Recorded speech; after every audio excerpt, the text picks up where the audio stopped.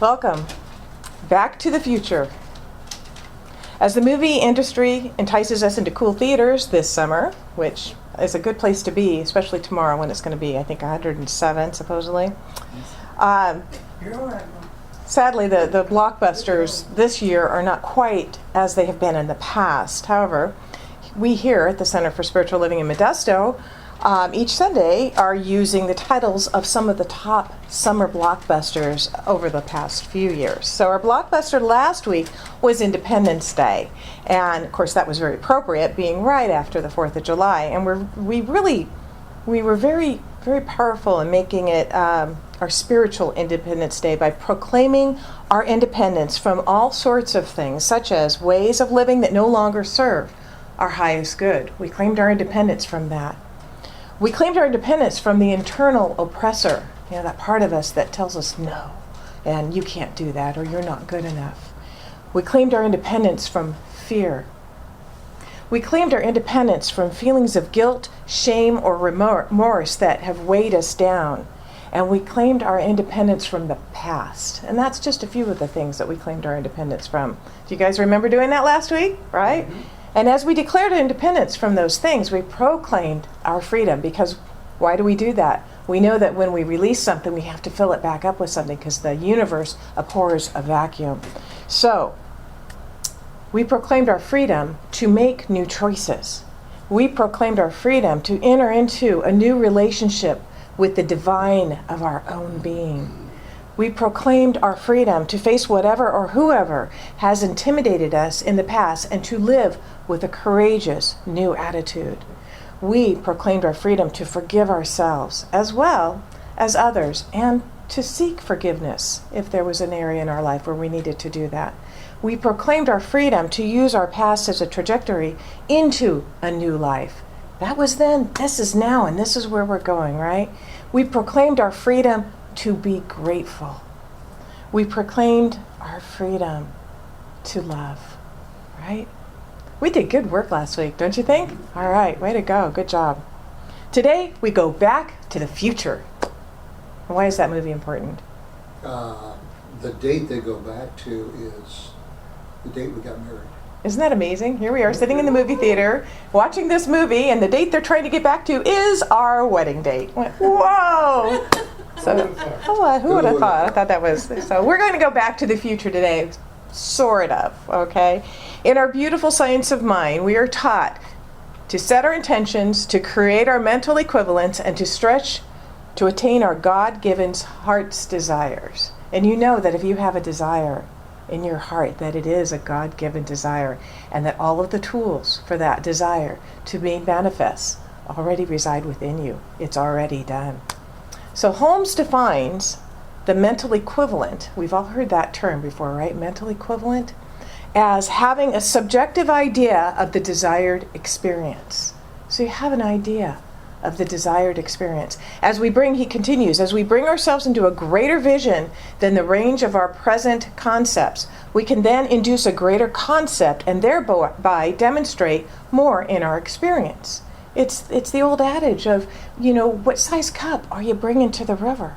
Are you bringing a thimble? Are you bringing a Dixie cup? You got 2 buckets? What are you bringing to the river? Because the river's flowing, it's already given. What's our capacity for receiving and accepting? To experience a bigger, better life, we have to have a bigger, better idea, a bigger, better mental equivalent. That's what we have to do. In fact, it's the real secret to metaphysical manifestation. And while this is absolutely how we create the life of our dreams, there's a pitfall that's here to be avoided. Does anybody know what that pitfall is? Well, because our goals and dreams are in the future, right? We know what it is we want to experience next, not right. Well, we'd love to experience it right now, but what we're planning for in the future, we can become very unhappy. We can become very frustrated, maybe even depressed about where we are right now, because we're kind of impatient beings, aren't we? We get an idea of what we want, and we want it right now. And then we look at where we are, and we think, well, this isn't where I want to be. I want to be there. And so it can create, in this current moment, some terrible feelings of dissatisfaction that what happens then That's creating a mental equivalent, isn't it? There was a recent cartoon in which a woman is standing in line, and in front of her is a woman with a child having a tantrum. We've all been there, right? Been in line, okay. So she turns to the man behind her and she says, I want to learn to live in the moment. Just not this moment. Some other moment, like a moment on the beach. Right, okay. The balancing act we really must master, well, let me clarify. We want to master if A, we want to be happy, and B, we want to actually bring our dreams and goals into our experience, is to simultaneously get back to the present even as we envision the future. So we have to get back to the present even as we envision the future. It's really important. I'm going to say this again, the balancing act we must master if we want to be happy and if we want to actually bring our dreams and goals into our experience is to simultaneously get back to the present even as we envision our future. Okay? All right. And that's not necessarily the easiest thing to do, is it? It's a delicate balance that we have to strike. There's a story of a skilled tightrope walker who performed an amazing stunt over Niagara Falls by walking across, pushing a wheelbarrow. Things were going very well until he got about halfway across, and then suddenly gusts of wind kicked up, and powerful gusts that started to make the line go back and forth and vibrating and swaying to and fro, right? And because he was such a skilled tightrope walker, he managed to make it all the way across to the other side. And when his feet were firmly planted on the ground again, a fan came running up and hugged him and started telling him that he was truly, truly the greatest tightrope walker that had ever lived in the history of the world. And he just knew that the tightrope walker was so skilled and so wonderful that he could walk back across that tightrope, pushing the wheelbarrow once again. Well, the tightrope walker looked out at the rope swaying in the wind, and he says, "So, you really think I can make it across again? You really have that much faith in me?" "Absolutely," shouted the fan. "Well, in that case, I'll do it on one condition. You jump in." So it's absolutely a balancing act, and having faith in our ability to do it is truly important. So how do we achieve the balancing act of living here and now while envisioning our hopes and dreams for a fuller, freer expression of the divine being that we are? How do we do that? I want to give you 3 ideas. Okay. First, stand on your spiritual beliefs to give you faith in the outcome. That's why we're here, right? To develop that spiritual muscle. What happens if you don't exercise a muscle? Yeah, it goes away. You lose it. So we have to exercise that spiritual muscle. Stand on your beliefs in love, God's infinite givingness to us. I have come so that you might have life and have it more abundantly. That was John 10:10. And 2, what's the second one? We have love and we have law. Love and law. Law absolutely works all of the time. All of the time. Because why? The universe always says yes. I am a prosperous, abundant, healthy being. Yes! Okay, the word of the law is that yes. That it's every... Is that what law means? The law works all of the time. So whatever it is you're thinking, whatever it is you're putting out there, it's the law of attraction will bring it into your life. The law of cause and effect works every time here on Earth. You know, I mean, we've got gravity. Maybe that law isn't somewhere else, right? So there's a wonderful line from A Course in Miracles, which reads, "Those who are certain of the outcome can afford to wait, and wait without anxiety." Wow. Wouldn't that be a lovely thing to do? To be able to wait because you're certain of the outcome. You can patiently wait. Wow. And wait without anxiety. When we know that we are connected to that universal, all-providing love energy, and when we know that the law is at work, then we can allow ourselves to be patient. We just breathe it in because we know it's going to happen. We don't have to pay attention to the little fear that says, but what if?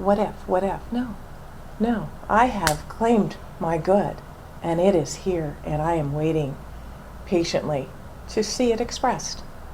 All right? But when we become impatient, we literally devalue ourselves and our connection to the divine Holy Spirit. Impatience is a failure to trust in the universal intelligence, and it implies that we are separate from the all-providing Spirit. When we are certain that the outcome is assured, then without upset, anxiety, or a sense of urgency, we are able to turn our attention to whatever it is that occupies our daily life. And we can still stand on our spiritual beliefs, even when something doesn't appear to be working out the way we thought it would, or the way we wanted it to, because we know that it must be working out in other, even better ways. And I think we've all experienced this. Think of a good book or a movie. A well-written plot leaves you with, dangling in suspense. You can't wait to turn the next page, right? You're reading that book and, well, what's going to happen? How are they going to fix this? There's twists, there's turns, roadblocks, impossible situations. I mean, even television shows like Castle. It's like, how are they going to get out of this, And then suddenly there's hope where there was none before, just moments before. From one moment to the next, you're moved from hopelessness to clarity to celebration. Mike Dooley, in his great book, Leveraging the Universe, wrote, "Though we can't see around the bend in our lives any more than we can look ahead in a movie, for the efforts that we make today, options and possibilities are created for us tomorrow. And from the zenith of our hidden magnificence, that which we most want and love will be choreographed to present itself." Trusting the process there. I can't tell you how many times I have been so disappointed that something didn't go the way I wanted it to, only to realize that it was a blessing in disguise. Anybody had that experience? Mm-hmm. Oh, yes. I was so disappointed. This is just one. I was so disappointed. When we were first married, we were ready to buy a house. We were so excited, and we found this darling house. And I can't remember the name of the street it was on now. Anyway, you'll remember it, I know. But he knows, it had such character. This was a house that was built in 1920s, right? And, they paid such attention to all the details, and they had a butler's pantry. And it was just beautiful, wood floors. It was just such a sweet little house. And nothing was coming together for us to get this house. It wasn't going to work out.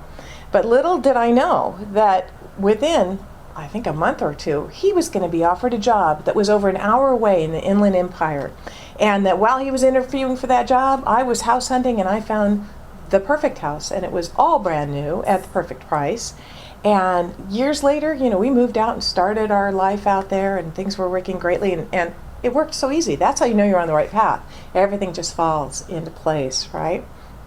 And years later, we drove by that cute little Whittier house, and it was literally falling apart. Seriously, we looked at that and thought, oh man, it would have been a money pit. It was a good thing. And the whole neighborhood was not a happy place. So it was like, whew, it's a good thing. When you look for God in every situation, you know that your highest and best good is always being served. So I'm sure you all have stories like this, and it's easy to see this when you're looking backwards. It's so much easier than to look forward and trust the process. And the goal is to look for the good, to look for God in every situation, and to keep our egos in check, because it's our egos that say, I can make this happen, I can do it, because I'm pretty smart, I'm pretty bright, and I've got the fortitude, and I've got, I can do that. Things are blocking me, but I can make this happen. We get in the way, and then it just makes it a little bit more difficult. But when we just relax and we let the process unfold, it all comes together. So the first thing we do to strike the balance of getting back to the present while envisioning our future is to stand firmly on our beliefs of God's perfect love and law outpicturing in our world. Second, do all you can with what you have now. This is equivalent to treat and move your feet. We do our affirmative prayer. We do our prayer work. We meditate. We get ourselves in that space. We stand on our spiritual beliefs. And then we do what's before us. Do what you can with what you have, with what's before you, right? Master what is in front of you. Keep doing what you are doing, but do it better. Is there a way that you could be more efficient? Is there a way you can do it better? If you're looking and looking, your gaze always locked on the horizon for something better, you're probably not giving your all to where you are right now. You're not fully present. I've had moments like that. I know in my day job where I keep thinking, oh, I've got this coming up. Oh, but I need to finish this. I have to bring myself back to the present moment. And then when I get absorbed in that, I find that that goes smoothly and it's over, and then I can focus on the next thing. In fact, the more you dislike whatever it is that you're doing right now, the worse you're probably doing it. Interesting thought. Attitude plays a huge role here, appreciating what you have, that you have something to do, seeing it as a stepping stone to something better, and making the best of your situation with a smile and a glad heart. Attitude. That's mastering what's in front of you. In life, as soon as you master what's in front of you, you're raised to the next level, and choices abound. Whereas if you don't master what's in front of you, well, life will let you flounder a little bit until you do. Have you ever had the same deja vu experience? A couple of times until you go, aha, now I got it. Okay, I can move on from this experience. I want to finish the quote from Dooley in Leveraging the Universe that I started a moment ago. So I'll start with it again. Though we can't see around the bend in our lives any more than we can look ahead in a movie, for the efforts that we make today, options and possibilities are created for us tomorrow. And from the zenith of our hidden magnificence, that which we most want and love will be choreographed to present itself. Here's the new part. All that's required is that we continue creating traction through action. I like that. Traction through action.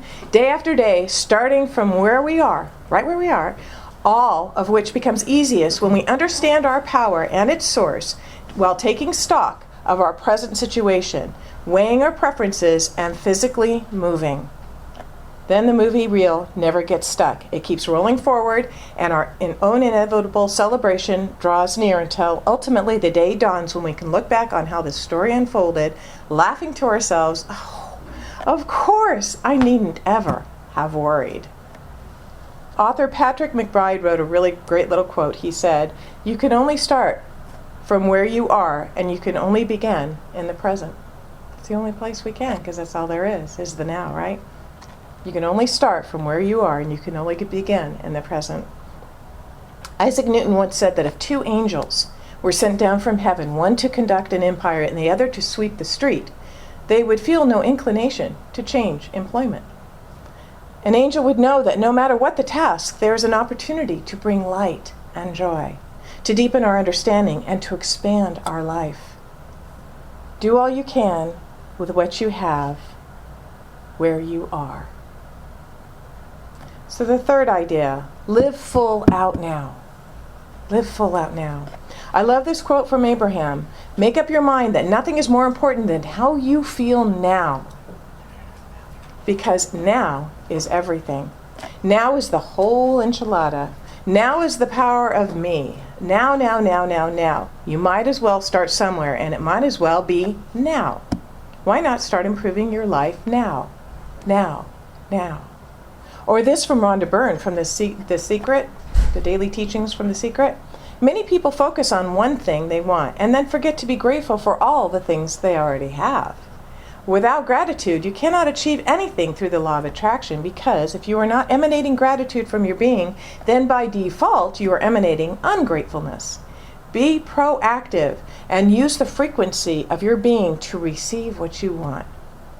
And Emmett Fox tells us the art of life is to live in the present moment and to make that moment as perfect as we can by the realization that we are the instruments and expression of God Himself, or itself, or herself, however you want to see spirit. And the Buddha told us in this parable, a man traveling across the field encountered a tiger. He fled, and the tiger fled after him. Coming to a precipice, he caught hold of a root of a wild vine and swung himself over the edge. The tiger sniffed at him from above. Trembling, the man looked down to where, far below, another tiger was waiting to eat him. Only the vine sustained him. Two mice, one white and one black, little by little started to gnaw away at the vine. The man saw a luscious strawberry near him. Grasping the vine with one hand, he plucked the strawberry with the other. How sweet it tasted. Isn't Buddha fun? Yes. Even the smallest moments in life can be food for our spiritual quest. For example, if you're in line at the DMV and the line is moving slowly, you can use that time to relax. Witness how you feel when you start getting cranky and see if whether you can change that irritation into a happy moment. You can get to know a neighbor in line, or you can just stand savoring a peaceful moment and take a deep breath. Some of the funnest people I've ever met have been in jury duty and in waiting in line at the DMV. They're just, they're all in the same boat, and they can be pretty interesting and pretty entertaining. And you can always just take that deep breath and go, wow, I have a moment all to myself right here. Each single moment can be spiritual nourishment. Even the smallest moment can truly be food for our spiritual growth. Dr. Jim Mayfield wrote a short poem titled Disappointment, and it goes like this. I went searching for a rose one newborn summer's day. I only found a perfect orchid that grew along the way. How very sad it made me to fail so miserably. I couldn't find a rose that day. Woe, oh woe is me. How very sad. In The Science of Mind, Ernest Holmes says, there is no uncertainty about my future and no fear as a result of my past. I live in the eternal now, which is filled with good alone. Goodness and beauty follow me. Peace and joy accompany me. Happiness and wholeness fill my entire being, and with the realization of love and perfection. Let us enter the present moment and make that moment as perfect as we can. Present moment. And that is how we build the hopes and the dreams of our future. And so it is.